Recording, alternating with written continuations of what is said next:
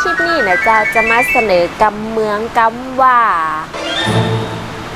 ปัดนะเจ้าปัดคงจะเคยได้ยินนะเจ้าจากเพลงประกอบละครกินกาสลองนะเจ้าตีไอสลันยูเปิดล่องไว้เนาะคำว่าปัดนะเจ้ามันมีความหมายได้หลากหลายแล้วแต่ลูกประโยคว่าประโยคนั่นจะให้ความหมายว่าจะได้นะเจ้ายกตัวอย่างเช่นเวลาไปแอวกันปีน้องก็ควรจะจับมือกันไว้ถ้าบ่อันจะปัดกันนะเจ้า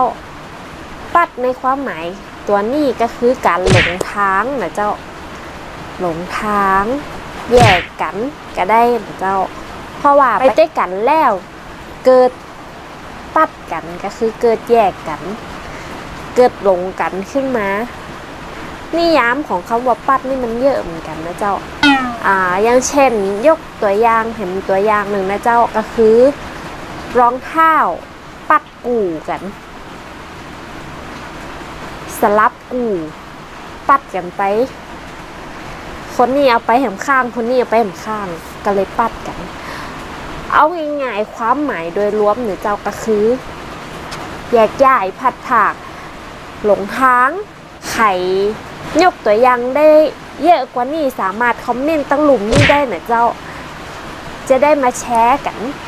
ถ้าชอบคลิปนี้ก็อย่าลืมกดไลค์กดแชร์กดติดตามแล้วก็กดกระดิ่งจะได้บ่พลาดคลิปใหม่ๆนะเจ้าแล้วป้ากันใหม่คลิปหน้าเจ้าบ๊ายบาย